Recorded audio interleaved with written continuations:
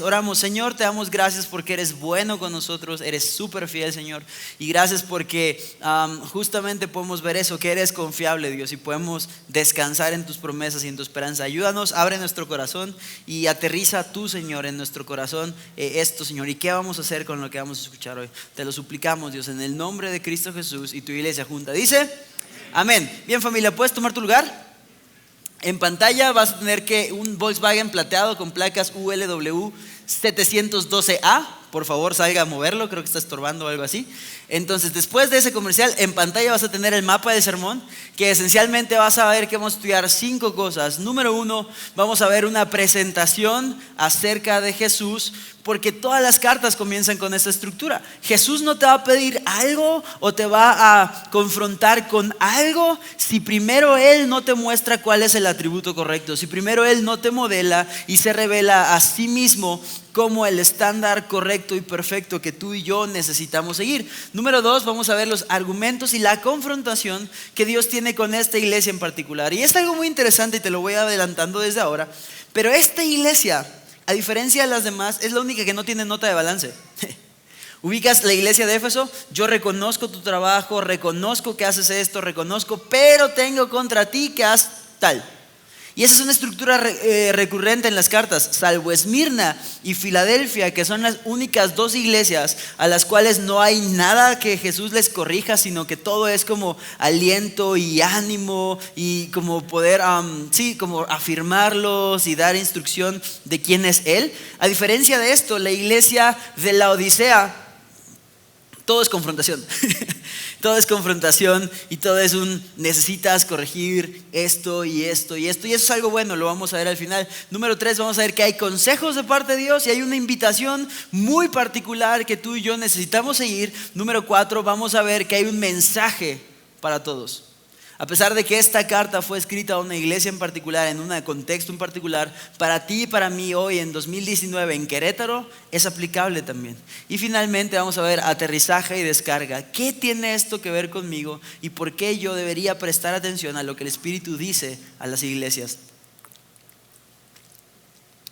Así que bien, dicho esto, vamos a meter contexto. Verso 14 dice, escribe esta carta al ángel de la iglesia de la Odisea.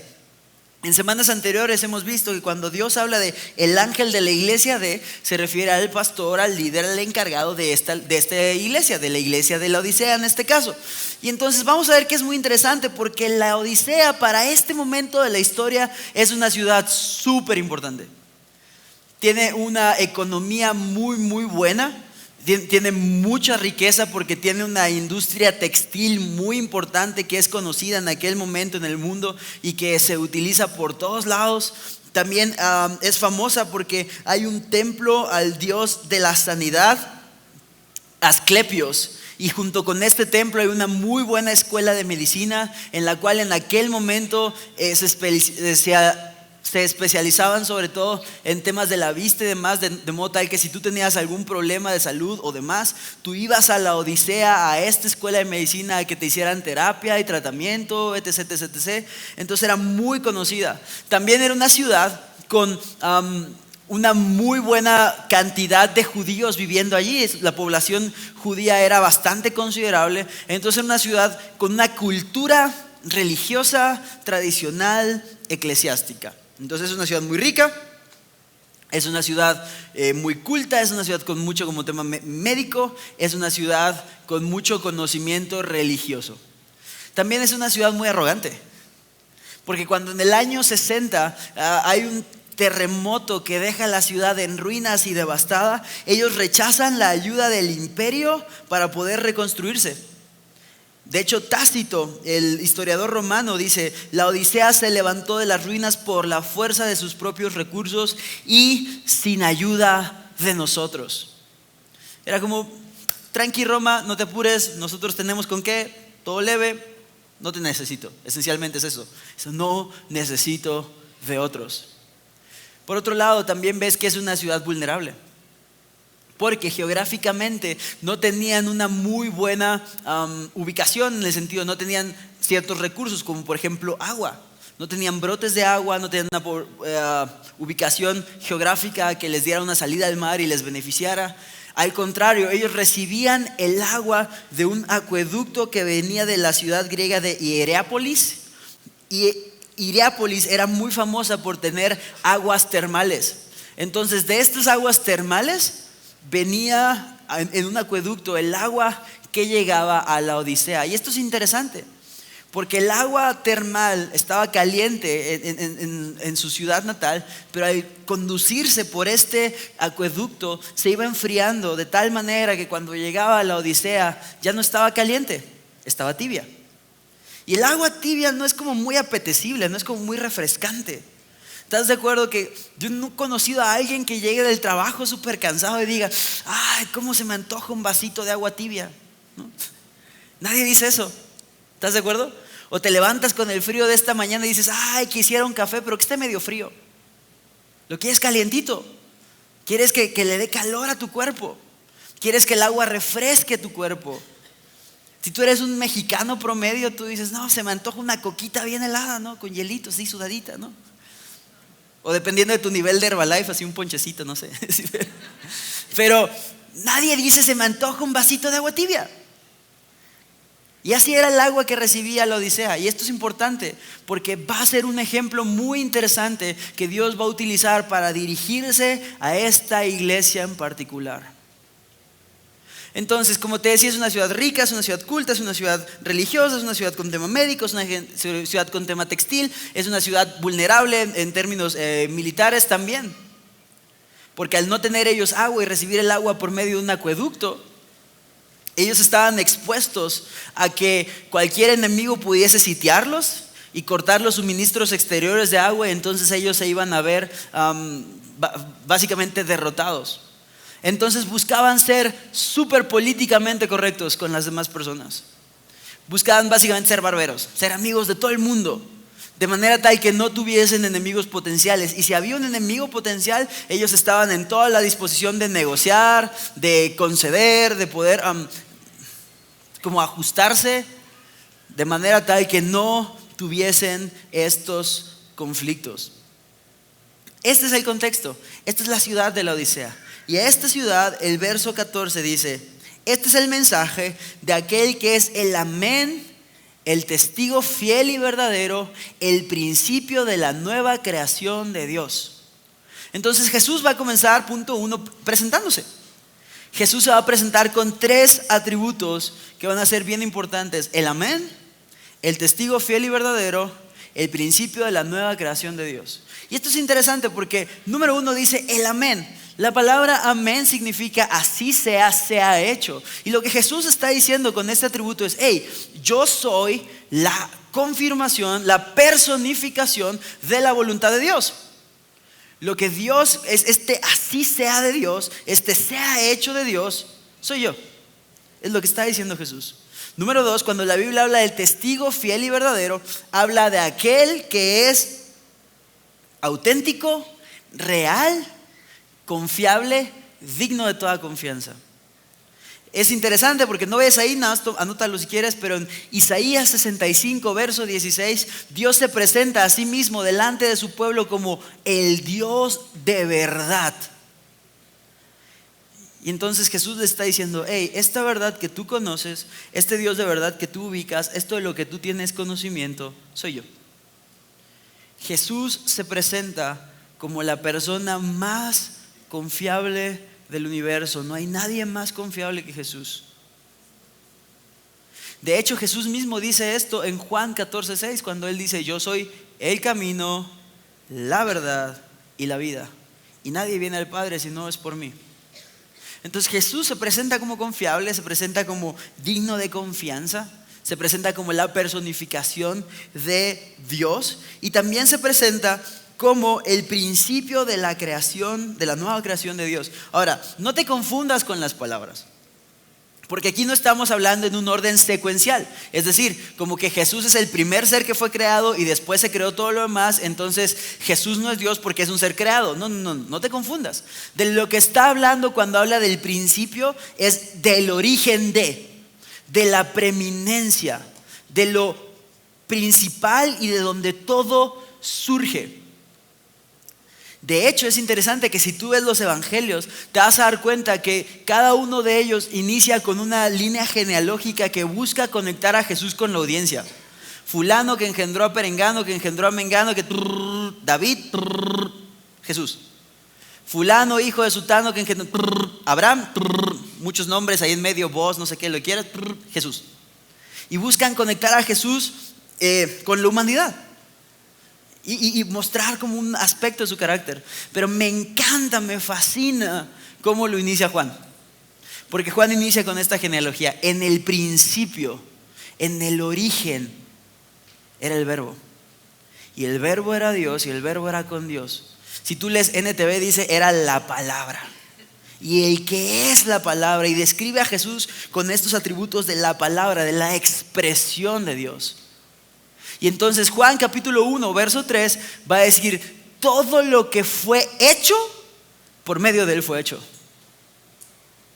Jesús es esta expresión a través de la cual Dios le dio vida a todo lo que existe, por medio de la cual Dios creó el universo. Es lo mismo que sostiene Colosenses capítulo 1 verso 15, que Él es el primogénito entre toda la creación, para que en todo tenga la preeminencia, que todo fue creado por medio de Él y para Él, y que todas las cosas subsisten en Él. Y es este Jesús el que va a hablar a la iglesia de la Odisea.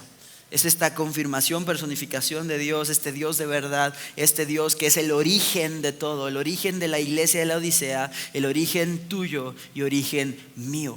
Este Dios es el que dice en el verso 15 y 16: yo sé todo lo que haces, que no eres frío ni caliente. Cómo quisiera que fueses lo uno o lo otro, pero ya que eres tibio, ni frío ni caliente, te voy a escupir de mi boca. Esto es muy interesante, porque Jesús va a describir a esta iglesia como algo que está en medio, que ni es frío ni es caliente, y que esencialmente sirve para nada. El agua caliente en esta ciudad de la Odisea, ellos la ubicaban con usos medicinales y terapéuticos. El agua fría servía para refrescarse, para poder aliviarse del calor del desierto. Pero el agua tibia no servía ni para una ni para otra cosa. Esencialmente era desagradable. Jesús se va a referir a eso por la apatía, por la falta de compromiso que esta iglesia mostraba. Entonces ves que su tibieza es una ilustración de su indiferencia. Dicho de paso, Jesús comienza esta frase diciendo: yo sé todo lo que haces. Y vimos hace un par de semanas con el pastor Quique que esa es una frase que debe como darnos pero a la vez esperanza, de darnos este temor, porque es: Dios sabe todo lo que tú y yo hacemos, lo que hacemos en nuestra vida pública, pero también lo que hacemos con la puerta cerrada cuando pensamos que nadie nos ve. Lo que decimos en voz bajita cuando murmuramos para que otro no escuche. Cuando volteamos con uno y le decimos: ¿ya viste qué gorda se puso? ¿Ya viste con quién llegó? No. Jesús ve eso. Jesús va más allá de eso. Cuando este esposo orgulloso dice: no, ya soy bien piadoso, no tienes idea. El otro día estaba discutiendo con mi esposa y yo tenía en mente decirle y me quedé callado, brother, no le dije nada. Sí, infeliz, te quedaste callado 3 días, ¿va? Pero te quedaste callado. No, Marcelino, pero es que en serio no le dije tal y cual. ¿De acuerdo? Solo pasaste toda una semana dándole vueltas en tu cabeza y en tu corazón y actuando en reacción a eso, sin hablarle y siendo hostil por algo que no dijiste pero que estaba acá.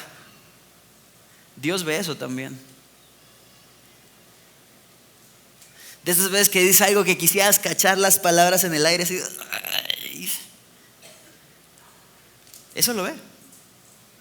Y lo que es asombroso y maravilloso es que Dios no ve eso nada más para reventarte el hocico y dejarte tirado. Dios nos muestra nuestra condición para hacernos ver que Él puede sacarnos de ahí. Dios no nos dice estas cosas nada más para agüitarnos y dejarnos en desesperación y tristeza. Es como, ay, soy un asco de persona, qué mal. No. Dios nos muestra esto para sacarnos, para transformarnos, para cambiarnos de allí. Pero entonces vas a ver cómo Dios le va a hablar a esta iglesia por su indiferencia, apatía y falta de compromiso. Y le va a decir, mi querida iglesia de la Odisea, esto es súper desagradable, es asqueroso. Tu indiferencia hace que ni siquiera te pueda tragar. Tu religión vacía.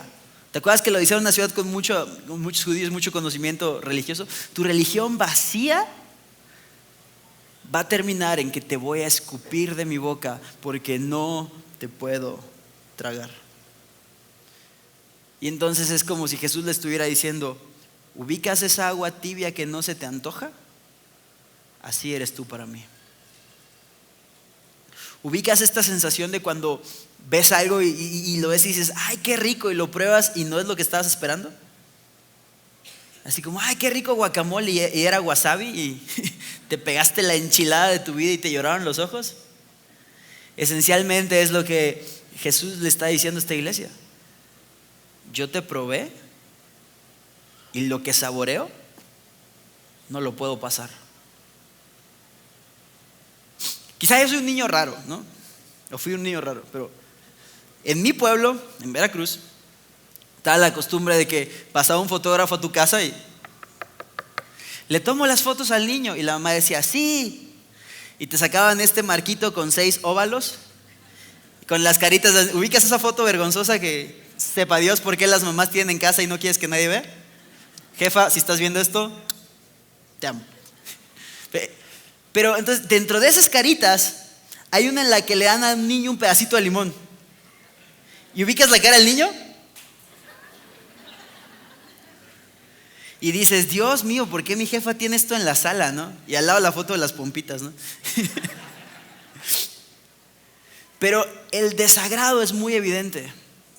Tú ves a este niño y la cara que pone cuando prueba este limón es súper evidente, súper característico. Y luego te das cuenta, no lo va a tragar. Pregunta, cuando Dios ve nuestras vidas y las prueba, ¿qué cara pone? ¿Es cara de niño con limón? ¿O es la cara de este mismo niño si le pusieras un helado así gigantesco? Así? ¿Qué cara pone Jesús? En el caso de la Odisea, Jesús le dice, ¿sabes? Tú eres tibio y no te puedo pasar. Un cristianismo tibio es algo muy peligroso. Muy peligroso. Porque tienes lo suficiente de Jesús como para no disfrutar de este mundo, pero tristemente tienen también lo suficiente de este mundo para no disfrutar a Jesús. Tienen suficiente Jesús para llenar un celo y un deseo religioso, pero no tienen lo suficiente de Jesús para ser transformados y disfrutar un cristianismo gozoso. Tienen el suficiente Jesús como para venir el domingo a checar tarjeta a la iglesia, pero no tienen el suficiente Jesús como para asegurar salvación para vida eterna, y eso es muy peligroso. El autoengaño es uno de los peligros más fuertes que puede tener una persona. Por eso es muy peligroso ser tibio, quedarte a medias. ¿Quieres un ejemplo de alguien así? Chécate a Judas. El cuate estaba alrededor de Jesús. Escuchó las mismas enseñanzas que Pedro, Juan, Andrés, Felipe. Escuchó lo mismo. Vio muchos milagros. Vio a Jesús alimentar a multitudes. Y sabes cómo terminó la historia, ¿verdad? Por eso Jesús dice, me gustaría que fuesen uno u otro. ¿Cómo quisiera que fuesen fríos o calientes, pero no en medio? Y dices, entonces, ¿Dios quiere que yo esté frío y apático? No. Dios quiere que nuestro corazón esté ardiendo de pasión por su gloria. Pero ¿sabes? Estar en medio es muy peligroso. Cuando tú tienes frío, el frío mismo te hace experimentar esta sensación de desear cubrirte, abrigarte, regresar a casa. Pero cuando tú estás cómodo y tibiecito, no te das cuenta de tu necesidad. Ojalá fueses frío o caliente, pero por cuanto eres tibio te voy a escupir. ¿Quieres un ejemplo de alguien frío que se dio cuenta de su frialdad? El ladrón en la cruz. El texto nos dice que al principio los dos ladrones estaban injuriando, molestando a Jesús.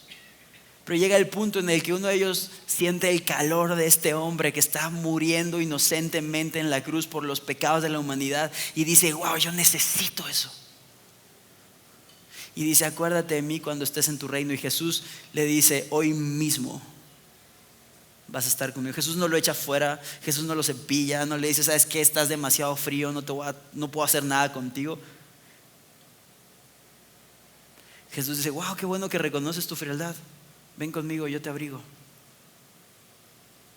Pero un hombre tibio es algo muy peligroso. Es un autoengaño. Y tristemente podríamos decir que esa es la tendencia de la iglesia actual. No estoy hablando de ti en específico, de Horizonte, pero ¿ubicas cristianos así que van y vienen? En algún momento tú y yo también hemos sido esto y hemos tenido estos lapsos de ser cristianos que van y vienen. De esta indiferencia que dices: hey, ¿cómo va tu matrimonio? ¿Cómo está tu tiempo con Dios? Oye, ¿qué onda? ¿Te estás discipulando? Sí. ¿En qué lección vas? No, es que fíjate que no he ido. Ah, ok. ¿Pero te estás congregando? Sí, claro, sigo yendo a Horizonte. Órale, ¿y qué te habló Dios el domingo? Mucho. Por eso, ¿qué te habló Dios el domingo? No, muchísimo. No tienes idea, Marcelino. Muchísimo. Dime 3 cosas. No, es que es un montón de el amor de Dios, ¿no? Ok, ¿qué estudiaron? No, pues vimos la iglesia de Pérgamo. Ah, sí, eso, ¿no? Sí, fíjate, la iglesia de Pérgamo. Oye, brother, pero eso fue hace un mes. O sea que tienes un mes. Ahora entiendo. ¿Estás desconectado, hijo?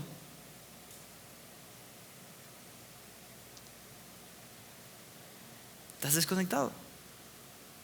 Entonces, Dios nos llamó a ser cálidos, a que nuestro corazón esté ardiendo por su gloria. Y fíjate, quiero darte entonces 5 atributos que he preguntado a amigos, pastores y libros y más acerca de una iglesia tibia o una vida tibia o una persona tibia.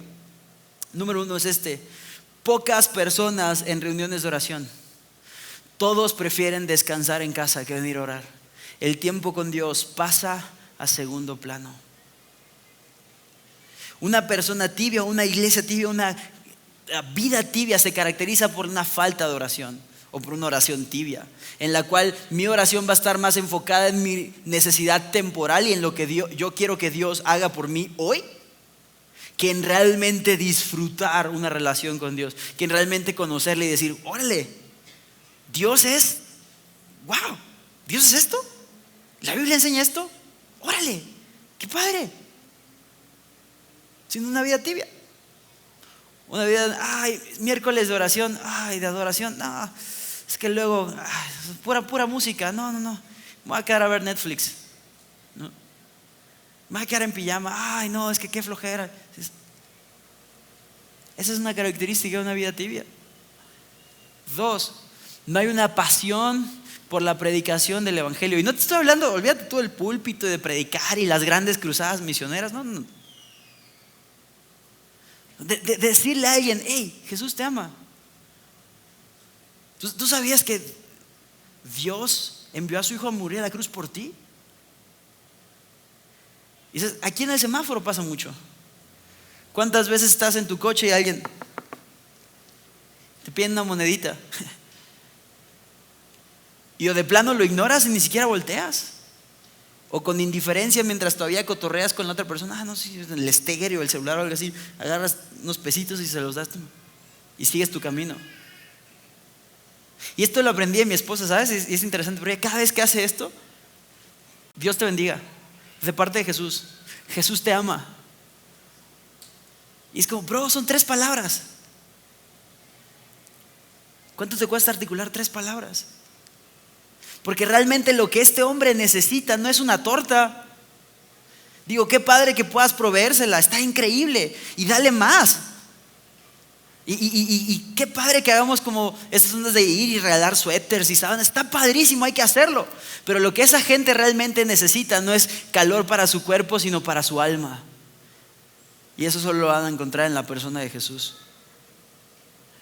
Pero eso no va a producirse en nosotros si tú y yo no estamos con una pasión ardiente por la predicación del Evangelio de Jesús. Ya ni siquiera te hablo de decirle a un amigo, hey, ¿sabes qué? Lo que necesitas es a Jesús. Vamos, te invito a un café, vamos a platicar, y abres tu Biblia y y esta pasión por la predicación del Evangelio, porque otros puedan disfrutar y conocer lo que tú estás conociendo y disfrutando. 3. Hay una falta de gracia hacia la gente, porque en donde debería haber una pasión santa crece un celo religioso. Entonces hay un chorro de reglas que tienes que seguir y hacer, pero no hay una presentación de Jesús que es el estándar por el cual seguimos esto. Entonces vivimos juzgando y condenando al que hace o dice, ay, ¿ya viste el pantalón que trae? Entonces, no la juzgues, no lo juzgues, primero explícale. Obviamente no va a seguir estas reglas porque no conoce a Jesús. Le estás pidiendo que haga algo que no tiene idea.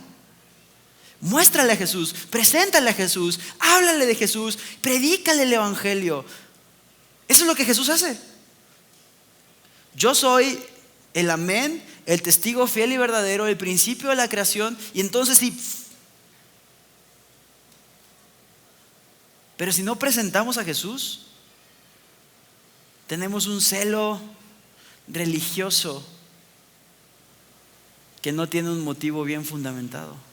Y eso es peligroso, porque hay lugar para esto. Y sí, ciertamente, tenemos un Dios de orden. Y como iglesia somos una iglesia con orden. Pero la base de este orden tiene que estar bien fundamentada en este Dios. De lo contrario, son una serie de reglas y leyes humanas.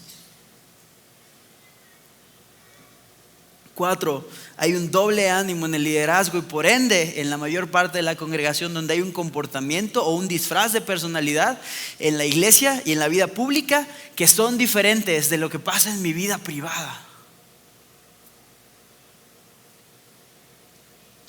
Y como tenemos este celo religioso, construimos esta personalidad en la cual delante de mi grupo de conexión o delante de tal soy intachable. Pero en mi casa mi esposa sufre, en la cual me presento como irreprensible delante de la congregación, pero en mi casa mis hijos no me tragan. Y Dios no nos llamó a eso. Dios nos llamó a una vida privada que pueda sustentar una vida pública, que una vida privada con Dios pueda ser deleitosa, deliciosa, apetecible, y que eso derive en una vida pública. Número 5, se hacen muchas cosas pero sin un motivo correcto. Si una pasión ardiente por Dios no es lo que está moviendo aquí en el corazón, todo lo que tú y yo hacemos es mera actividad. Y entonces no somos diferentes de un activista de Greenpeace que hace un montón de actividades, hace un montón de cosas, pero no tiene un motivo correcto. ¿Sabías que incluso para el ambientalismo hay un motivo correcto? Está muy chistoso, pero es como, ¿quién va a amar más a los animalitos? ¿Este bro que no se los come y juzga a los demás? ¿O Dios que los creó?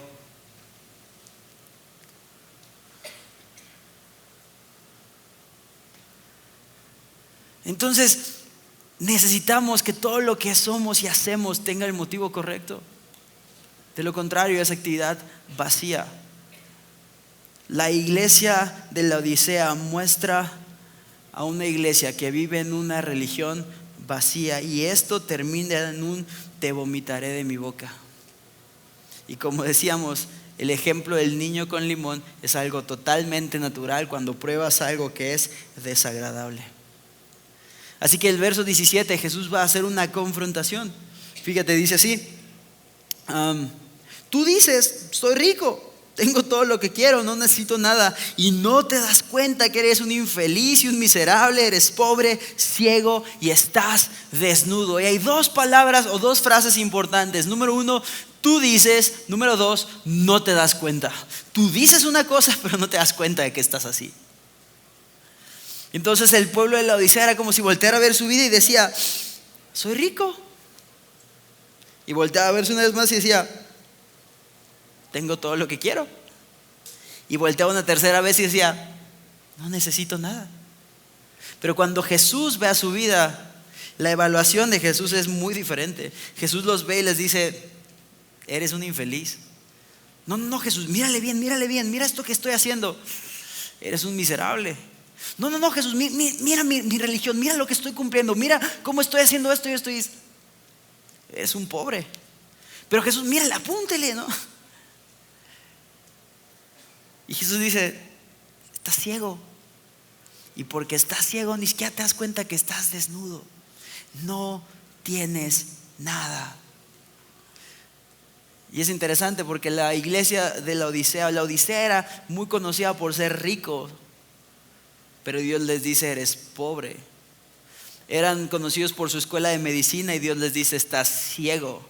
Eran conocidos por su industria textil y Dios les dice: estás desnudo. No tienes nada. Y esto es algo muy duro, porque como te decía al principio, esta es una iglesia para la cual no hay nota de balance. Todo es confrontación. Pero esta es una buena confrontación.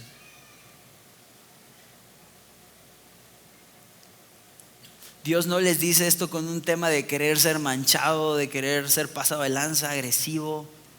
Dios les dice esto para poder salvarlos, para que ellos puedan ver que su condición está deplorable. En Oseas capítulos 12 y 13 tú vas a ver esta historia en la cual el pueblo dice: yo no he pecado, yo estoy súper bien, yo esto, yo lo otro, yo aquello. Y en el capítulo 13 Dios se va a encargar de decirles: Efraín ha pecado, se ha apartado de mí, ha hecho esto y esto y esto y esto y esto y esto y esto y esto y esto y esto. Y una de las cosas más tristes es cuando nosotros vemos una realidad diferente a la que Dios ve. De ahí que la iglesia de Odisea va a presentarte 3 contrastes principales. Número 1, lo que ellos creen que son contra lo que realmente son, o lo que creemos ser contra lo que somos. Número 2, lo que vemos versus lo que Jesús ve. Y número 3, la riqueza exterior versus la pobreza en el interior.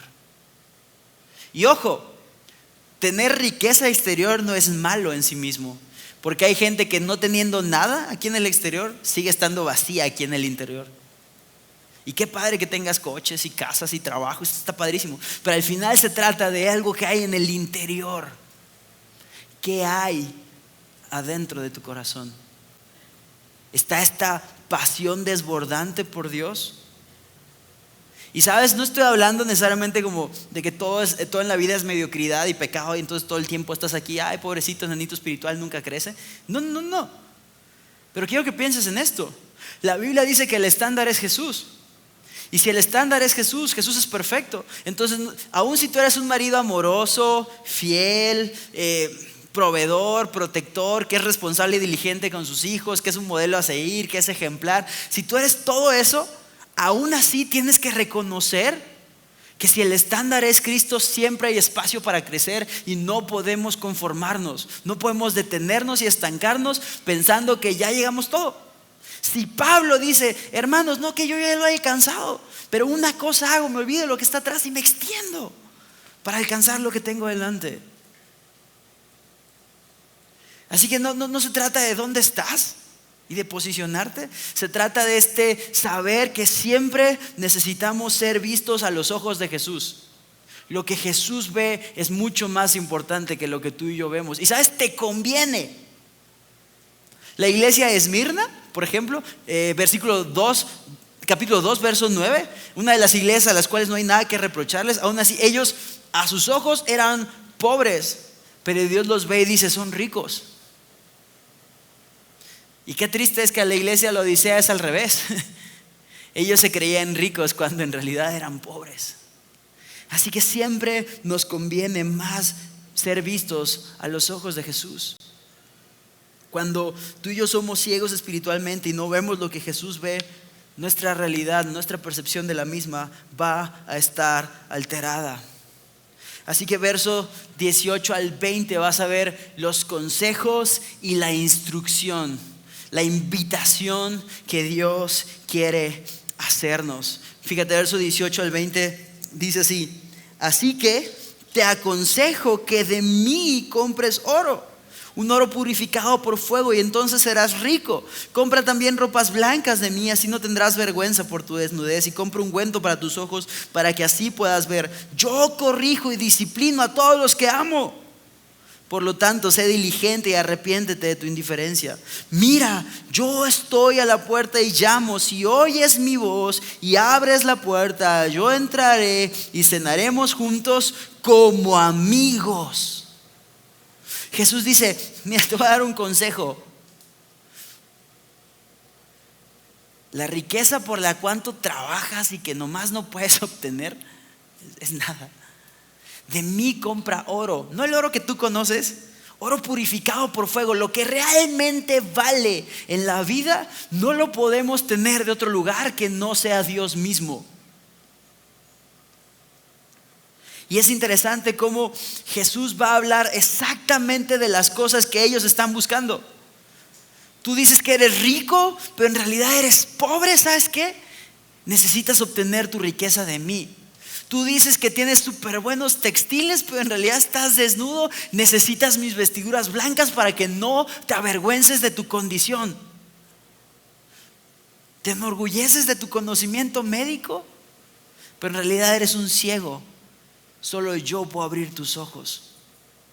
Y me encanta, porque como te decía hace rato, Jesús no tiene este deseo como de ser gandalla, de ser manchado con su iglesia y de simplemente hablarles con crueldad y con dureza.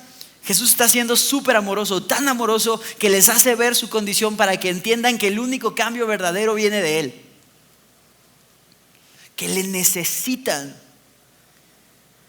para que entiendan que pueden obtener en Él lo que en ningún otro lado, por más que se afanen, van a poder conseguir. Por eso es que dice: te aconsejo que de mí compres. Ojo, no es un tema como: entonces con mis buenas obras le puedo comprar a Jesús, o con mi ofrenda y suelto unos billetes y le puedo comprar tal a Jesús. No, lo que Jesús está diciendo es: ¿sabes? Todo ese esfuerzo que pones en tu autosuficiencia, toda esa diligencia, toda esa pasión que pones en corretear la chuleta, deberías ponerla en conocerme y en disfrutarme a mí. Por eso le dice: ¿sabes qué? Sé diligente y arrepiéntete de tu indiferencia. En lo que debes ser diligente es en dar la vuelta y verme a mí, porque yo disciplino y corrijo al que yo amo. Dios está haciendo esto porque no ha perdido el amor por su iglesia. Con todo lo que la iglesia es y no es, Él dice: yo te amo. Y está súper, súper padre, porque la palabra que se utiliza aquí es la palabra philos, que habla de un amor como fileo, perdón, que es como habla de este amor fraternal, de esta amistad, de esta relación afectiva. Y tú dices: ay no, pero ¿por qué? Yo quería que Dios me amara con amor ágape. Pero en esta porción en particular tiene un propósito de usarse esa palabra. ¿Ubicas cuando estabas chiquito, así tipo en el kinder? Digo, tristemente algunos hombres lo siguen haciendo a los 40 años, ¿va? Pero cuando estabas en el kinder y un compañerito no te quería prestar su pelota o su juguete o no quería jugar contigo, y tú decías: ya no quiero ser tu amigo. Y Jesús no dice eso. Jesús dice: ¿sabes qué? Eres esto, pero yo te amo, tú y yo seguimos siendo amigos y yo quiero cambiar eso. No solamente yo quiero cambiar eso, yo puedo cambiar eso. Solo enfócate, sé diligente y arrepiéntete de tu indiferencia. Qué bueno que trabajes, qué bueno que seas diligente, qué bueno que persigas una economía saludable, pero con más pasión que eso, debes seguir el evangelio. ¿Sabes? En este mundo se te enseña así como: no, tú persigue tus sueños y haz que suceda y no sé qué, y está padrísimo. El tema es que con más pasión que eso, necesitas seguir y abrazar el evangelio. porque es lo único que realmente te va a llenar. Por tanto, sé diligente y aprende y arrepiéntete de tu indiferencia. A pesar de la tibieza de su iglesia, Jesús la sigue amando, Jesús sigue estando allí como un amigo y Jesús sigue diciendo: hey, yo quiero que tu corazón arda. Mira, yo estoy a la puerta y llamo. Si oyes mi voz y abres la puerta, yo voy a entrar y cenaremos juntos como amigos. Y este es uno de los textos más mal utilizados en el evangelismo, porque sabes, sí, Dios ciertamente quiere tener compañerismo y relacionarse y como que la gente que no le conoce le conozca y los incrédulos vengan a ser creyentes. Dios quiere eso, sí, pero tristemente en este texto el contexto es una iglesia que le cerró la puerta a Jesús, que en su tibieza, que en su apatía, en su indiferencia está tan distraída que le cerró la puerta a Jesús. De ahí que Jesús está tocando la puerta y dice: escuchas mi voz, abre la puerta. Y es interesante porque no se dan cuenta de que la iglesia en algún punto se adormeció de tal manera, se puso tibia de tal manera que sin darse cuenta cerró la puerta de aquel que es el dueño de la iglesia. Y en lugar de escuchar su voz, ha escuchado cualquier otra cosa. Yo imagino a la iglesia de la Odisea escuchando las máquinas y los telares así, las telas cortarse, las monedas cayendo en sus canastas por sus negocios, y escuchando cualquier cosa menos a Jesús tocando la puerta. Y Jesús diciendo: yo estoy a la puerta y llamo. Si oyes mi voz, abre, yo voy a entrar. Y eso está muy, muy padre, porque ves este Jesús que pudiendo entrar como dueño, como cobrador, así darle una patada y embargarnos, quiere entrar como amigo y toca la puerta. Y fíjate cómo la clave es: si oyes mi voz. Si tú y yo no estamos escuchando su voz, va a ser muy difícil que tú y yo podamos abrir la puerta. Necesitamos escuchar su voz. Repito, pudiendo entrar de una patada como un cobrador y embargarnos, Jesús quiere entrar como un amigo. Jesús quiere relacionarse con nosotros. Qué incómodo es cuando alguien llega a tu casa a cobrarte, pero cuando entra un amigo la historia es súper diferente. Pásale, ¿quieres agua? ¿Te sirvo ¿quieres una coquita? ¿Quieres? Y buscas así, te desvives en qué le vas a ofrecer, porque es tu amigo, porque hay una relación afectiva, porque hay un cariño, porque hay... Ahora entiendes por qué es importante que Jesús diga: yo sigo siendo tu amigo. Quiero cenar contigo, quiero estar contigo y quiero que notes algo. El texto dice: si oyes mi voz, abre la puerta. Es un mensaje, es una carta a la iglesia, pero es un mensaje para todos. Es un mensaje que tú y yo necesitamos responder de manera personal. Es un llamado al que tú y yo necesitamos tomar la decisión. ¿Qué vamos a hacer? ¿Seguiremos escuchando cajas registradoras, monedas cayendo, gritos y discusión familiar, distracción? ¿O vamos a escuchar a su voz y vamos a abrir la puerta? Si tú abres la puerta, Él va a entrar. Y eso está súper padre, porque Jesús no es este niño travieso que va y toca la puerta para irse corriendo y que cuando abras no hay nada. Jesús no es como nosotros, arrogantes, que es: no me abrió, al cabo que ni quería. Jesús no es eso. Jesús dice: si tú oyes mi voz y abres la puerta, yo voy a entrar como amigo. Vamos a cenar juntos, vamos a tener compañerismo. Y después el verso 21 da una promesa y dice: todos los que salgan vencedores se sentarán conmigo en mi trono, tal como yo salí vencedor y me senté junto al trono de mi Padre. Y es como, órale, o sea, Jesús está diciendo: los que venzan la batalla contra la apatía, la indiferencia, la falta de compromiso, la tibieza de su corazón, se van a sentar conmigo. Y tú dices: ¿cómo puedo ganar esta batalla? Y Jesús dice: como yo salí vencedor. Jesús nuevamente es la respuesta. Jesús nuevamente es el estándar. ¿Cómo vamos a ganar la batalla contra la indiferencia de este mundo? Solamente cuando tú y yo busquemos a aquel que ya venció este mundo: Jesús. Y me encanta pensar en esto.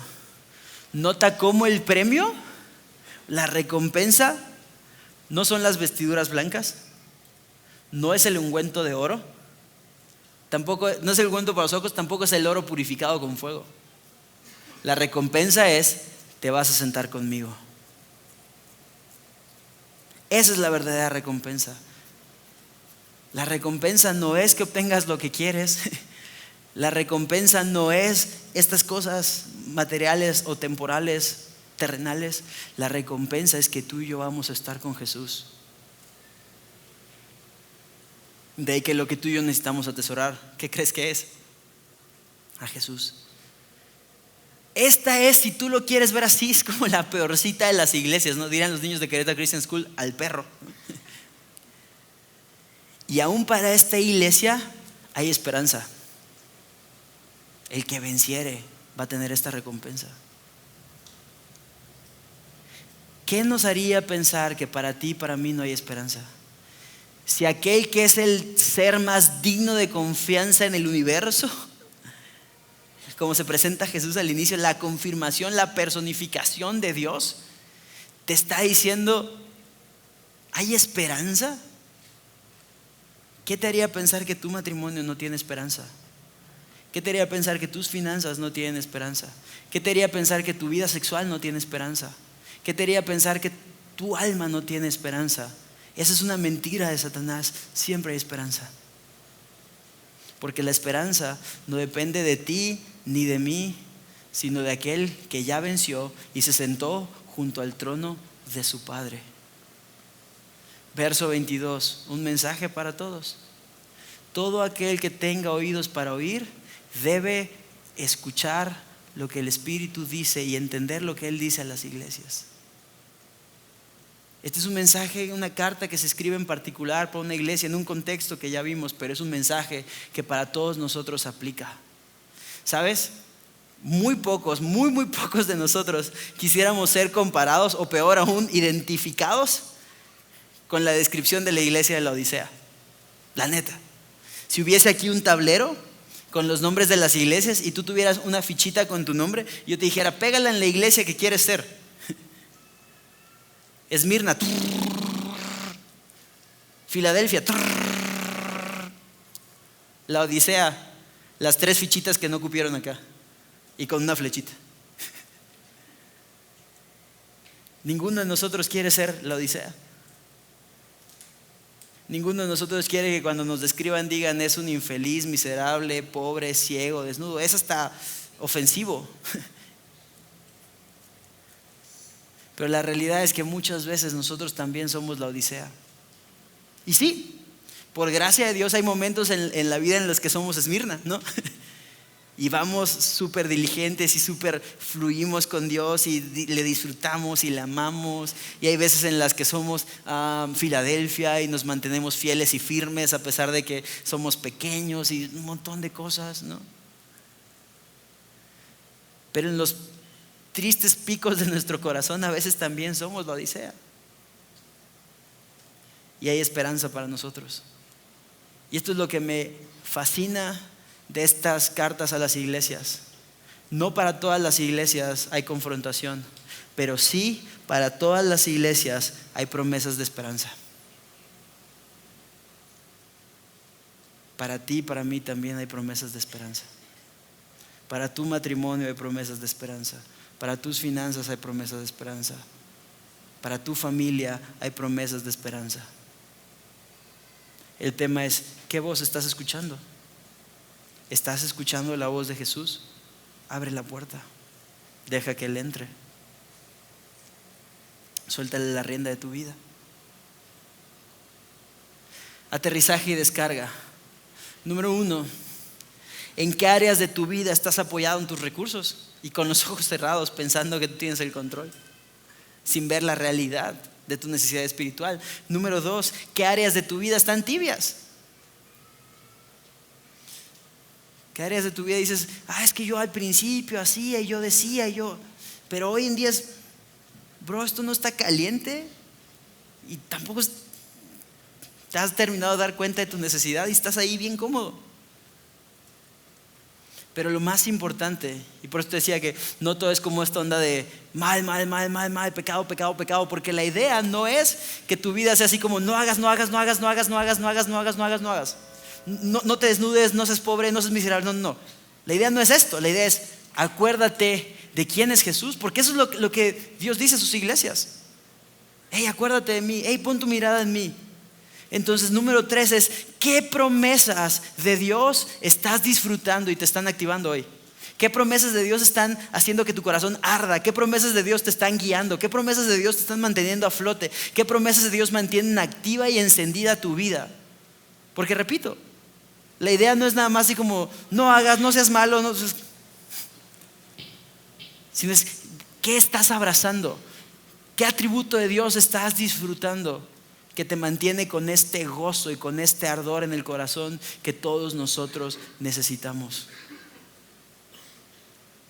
Porque repito, si oyes su voz, abre la puerta. ¿Oramos? Mi Dios, gracias porque tú eres bueno, gracias porque tú eres fiel, gracias porque tú eres misericordioso, Señor. Te amamos, Dios, y queremos suplicarte que tú puedas estar con nosotros y que tu Espíritu Santo pueda activar nuestro corazón, Señor, de tal manera que podamos abrazar tus promesas, Dios, y que podamos descansar en quién tú eres. Te lo suplicamos, Señor, ayúdanos, en tu nombre oramos, Dios, amén. Y ya sabes qué hacer. Si tú no tienes una promesa que estás abrazando de Dios en este momento, aquí tienes una. Hay esperanza para ti. Hay esperanza. Entonces ponte a cuentas con Dios y cuando estés listo, ponte de pie y vamos a orar juntos al que es digno por siempre y para siempre.